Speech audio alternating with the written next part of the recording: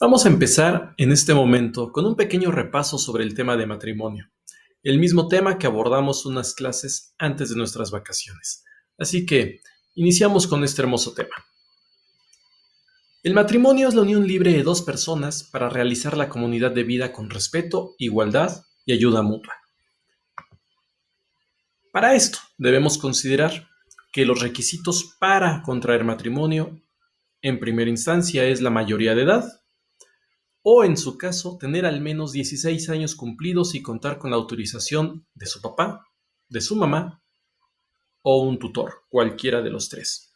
Existen circunstancias que el Código Civil contempla en las cuales si una niña mayor de 14 años se encuentra embarazada, se le puede conceder la dispensa para que se pueda casar.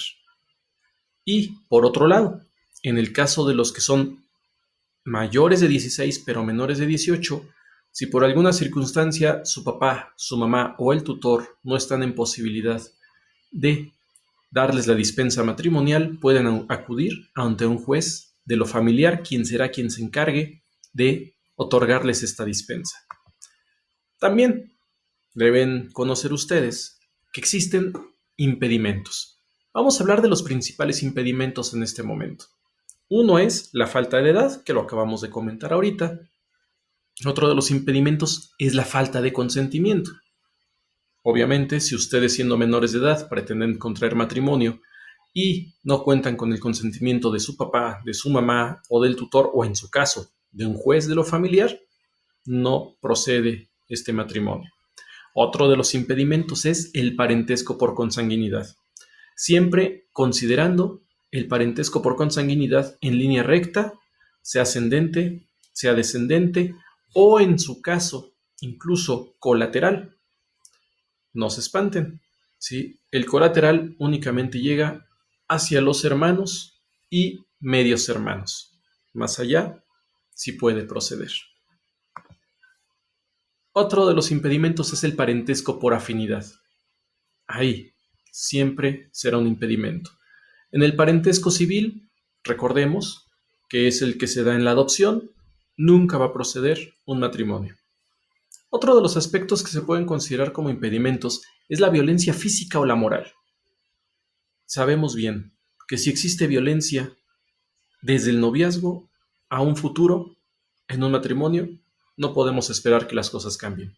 Por lo tanto, si existe violencia física o moral, eso será un impedimento bastante considerable para poder contraer matrimonio.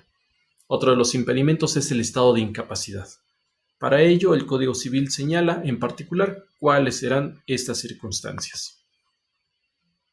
Pero solamente el contraer matrimonio no es hablar de las obligaciones o no es hablar de los derechos. Ahorita les voy a decir derechos y obligaciones. Para esto debemos darnos cuenta que en el matrimonio cada uno de los cónyuges va a contribuir por su parte a los fines del matrimonio y se van a socorrer. Ese es el primer aspecto. Otro de los aspectos es decidir libremente el número y espaciamiento de sus hijos. Eso siempre va a ser una decisión de ambos cónyuges. No puede ser de uno, tiene que ser de los dos. Otro aspecto que se debe considerar es habitar en el domicilio conyugal. Si no se habita en el domicilio conyugal, no podemos considerar que estamos hablando al 100% de un matrimonio.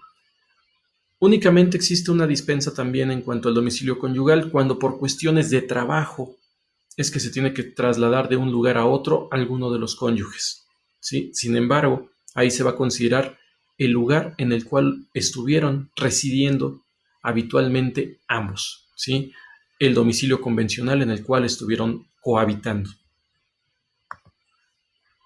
También, otra de las obligaciones es contribuir económicamente al sostenimiento del hogar, a la alimentación y educación de los hijos. Así es sencillo. Los dos cónyuges, los dos, están obligados a contribuir al matrimonio y en este caso, cuando existen los hijos, también a su educación. Aquí viene algo muy importante. El trabajo en el hogar o el cuidado de los hijos siempre se va a estimar como una contribución económica. Muchas veces dicen, es que mi esposa no trabaja, ella se dedica al hogar. No, esa actividad que está realizando en el hogar se considera como su aportación económica que está haciendo al mismo. Así que también es retribuible. En relación a los bienes, o con relación a los bienes, el matrimonio tiene dos aspectos. El primero, la sociedad conyugal. Esto lo hemos comentado. La misma consiste en que la totalidad de los bienes adquiridos en matrimonio forman parte de la misma. Es decir, todo lo que se compre durante el tiempo que estén casados va a ser parte de la sociedad conyugal.